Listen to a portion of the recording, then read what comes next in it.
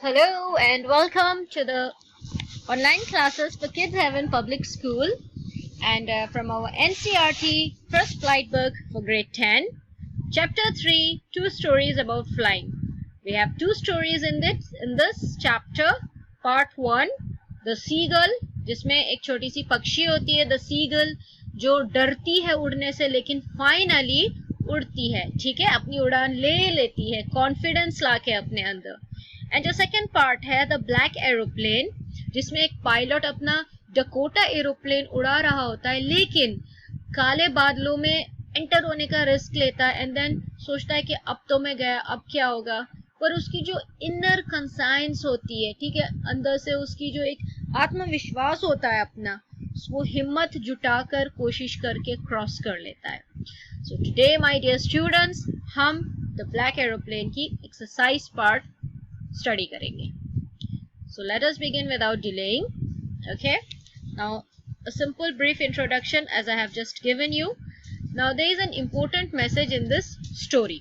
Okay, so the important message in the story is, the message that is being conveyed in the story is to have faith and belief in yourself. One needs to be self-determined if he or she wants to do something in life. ठीक है, तो अब इस message से हमें ये message मिलता है, ये सीख मिलती है कि अपने ऊपर हमें विश्वास होना चाहिए, खुद पे यकीन होना चाहिए. अगर हमने डिसाइड कर लिया, अगर हमने अपने अंदर एक कॉरेज मस्टर अप कर लिया, ठीक है, हिम्मत जुटा ली कि हमें ये करना है, तो हम वो कर लेते हैं, हम हासिल कर लेते हैं लाइफ में जो भी हमारे मकसद होते हैं. उसके लिए जस्ट बी सेल्फ डिटरमिन्ड, मतलब अपने आप को static बनाओ, मतलब just be confident, I can do it. Always have this positivity in yourself that you can do it. ठीक है? Okay, so the first part of the exercises are thinking about text. Now the first one, I will take the risk. What is the risk? Why does the narrator take it? अब story में एक statement है, I will take the risk, मैं ये risk उठा लूंगा, ठीक है, मतलब मैं खुद को इस जोखिम में डाल दूंगा. तो वो रिस्क क्या था एंड नैरेटर क्यों लेता है वो risk? The risk here refers to not doing the right thing, which is flying back to Paris when he came to know about the storm. अब देखिए, जब वो प्लेन को फ्लाई कर रहे होते हैं, सामने काले बादल होते हैं, ठीक है, तूफान आता है. सो अब रिस्क ये है कि या तो उन बादलों में चले जाओ एंड वापस पेरिस भी नहीं जाना है. सो ये जो ये डिसीजन था रिस्क लेने का, ये बहुत ही टफ डिसीजन था. Despite being aware of the bad weather, the pilot headed straight into the storm and risked his life. He so desperately wanted to be with his family and have that English breakfast he had been dreaming of all day that he took the risk of not going back. अब देखें, जो pilot था वो अपनी family के पास जाना चाहता था हॉलीडे के लिए, एक बहुत अच्छा इंग्लिश ब्रेकफास्ट भी करना चाहता था. सो वो ये रिस्क लेता है वापस ना जाने का एंड डायरेक्टली उन बादलों में एंट्री मारता है. Okay, Question 2. Describe the narrator's experience as he flew the aeroplane into the storm. अब नैरेटर के साथ क्या क्या होता है, क्या एक्सपीरियंस है उसका जब वो उन तूफानी बादलों में उड़ता है. The narrator was frightened as he lost control of the plane. He felt helpless as the compass and other instruments had stopped working. अब देखें, वो बहुत डर गया था, isn't it? हमने देखा है वो फ्राइटन था, डर गया था, क्योंकि उसके जो डायरेक्शन वाले इंस्ट्रूमेंट्स थे, कॉम्पास था, रेडियो था, सभी फंक्शन नहीं कर रहे थे, काम करना छोड़ दिया था. ठीक है, ही लॉस्ट कंट्रोल, उसका कंट्रोल भी हो चुका था एरोप्लेन पे से. Now nothing outside the plane was visible, बाहर सारे में अंधेरा था, उसे कुछ दिखाई भी नहीं दे रहा था. An unknown plane was visible and the pilot was eager to help him. Suddenly उन्हें क्या दिखता है, एक अननोन प्लेन, एक अनजान प्लेन साइड में उन्हें दिखता है एंड जो पायलट था वो इनकी हेल्प करना चाहता था. The narrator was panicking because there was very less fuel left, but somehow he managed to escape the storm with the help of the strange pilot who he could not thank. अब उसे ये भी डर लग रहा था कि तेल बहुत कम रह गया है टैंक में एरोप्लेन के, फिर भी किसी तरह वो बच जाता है उस तूफान से. किसकी मदद से? उस एनोनिमस, उस अनजान पायलट की हेल्प से, जिसे वो थैंक यू भी नहीं बोल पाया. Okay, number 3. Why does the narrator say I landed and was not sorry to walk away from the old Dakota? अब जब वो लैंड करता है, वो कहता है कि अब उसे कोई प्रॉब्लम नहीं है, वो ओल्ड अपने एरोप्लेन को छोड़ के अंदर जाता है कंट्रोल रूम में. तो उसने ऐसा क्यों कहा?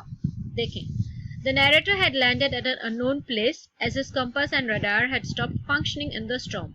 He was not scared to leave the plane unattended and go to the control center to inquire about the mysterious plane which had helped him out of the storm. उस time उसे बस ये जानना था कि वो कहाँ पर लैंड हुआ है, एंड जो वो दूसरा प्लेन था, वो पायलट था, वो कहाँ गया, क्या वो लैंड नहीं हुआ, उसे थैंक यू बोलना है, ठीक है। तो उसे कोई डर नहीं लगा था अपना पुराना डकोटा वहां पार्क करके छोड़कर अंदर जाने में। ओके, नाउ नेक्स्ट है, what made the woman in the control centre look at the narrator strangely. अब जो औरत बैठी थी वहां पर डेस्क पे कंट्रोल सेंटर में, वो उसे बड़े अजीबो गरीब तरीके से देख रही थी। ऐसा क्यों? When he asked about the other pilot that helped him escape the storm, this is because there was no other plane in the sky during such bad weather.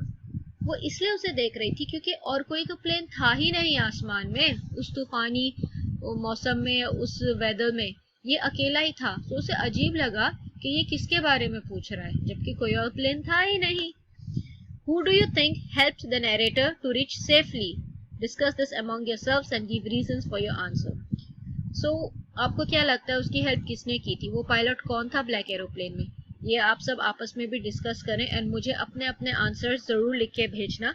छोटे से आंसर 2 से 3 लाइन में कि आपको क्या लगता है वो दूसरा एरोप्लेन किसका था एंड वो पायलट कौन था जिसने हेल्प की थी।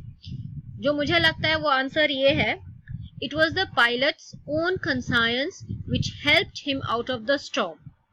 There was no other plane out on that stormy night. Okay, so probably he was confused and scared. It was his own capability as a pilot which led him out of that black cloud. अब देखिए, एक इंसान की अपनी एक विवेक होती है, विवेकता होती है, खुद अपनी एक सोच होती है, ठीक है, कि मैं ये कर लूंगा एंड ये इतना भी मुश्किल नहीं है, मुझसे हो जाएगा। देखिए, उस दिन उस रात में और कोई प्लेन नहीं था वहां पर, वो कंफ्यूज था, डरा हुआ था, लेकिन उसकी खुद की हिम्मत थी ये कि वो मतलब स्ट्रांग रहा, कॉन्फिडेंट रहा एंड खुद को अपने आप को उस काले बादल में से वो निकाल सका safely. Okay, now the second part of the exercises are the grammars. अब ग्रामर एक्सरसाइज में हमें ये देखना है कि जो ये वर्ड है ब्लैक, जो टाइटल में है द ब्लैक एरोप्लेन, ये हमने यहाँ पर अलग अलग 6 सेंटेंसेस में यूज किया है और हर सेंटेंस में इसका मतलब अलग है। So let us see what it means. Now the first one, go and have a bath, your hands and face are absolutely black. अब यहाँ हम कहते हैं कि किसी को हम कहते हैं अगर कि नहा लो, तुम्हारे हाथ और तुम्हारे चेहरे काले हो रहे हैं। अब यहाँ पर जो ये काला कह रहे हैं हम, इसका क्या मतलब है? सो इस सेंटेंस में the meaning of black in this sentence is that the face and hands are dark with dust and heat. अब देखिए, जब हम इंसानों के कम्प्लेक्शन की बात करते हैं तो हम ब्लैक नहीं बोलते, हम फेयर एंड डार्क कहते हैं। फेयर जिसे हम गोरा रंग कहते हैं एंड डार्क जो थोड़ा सांवला होता है, ठीक है। सो यहाँ पर ये डिस्क्राइब किया गया है ब्लैक यूज करके कि जो फेस एंड हैंड्स हैं वो डार्क हो गए हैं डस्ट से, धूल से एंड गर्मी से। ओके, The next one है, the taxi driver gave Ratan a black look. A black look. Black यहाँ पर मतलब है एक angry look, ठीक है, an angry look, मतलब गुस्से की नजरों से देखा उसे। The third one, the bombardment of Hiroshima is one of the blackest crimes against humanity. अब हिरोशिमा में जो बम्स फोड़े थे, आपको याद होगा, आपने पढ़ा होगा, या तो नहीं आपने डेफिनेटली हिस्ट्री में पढ़ा होगा। So it is the blackest crime.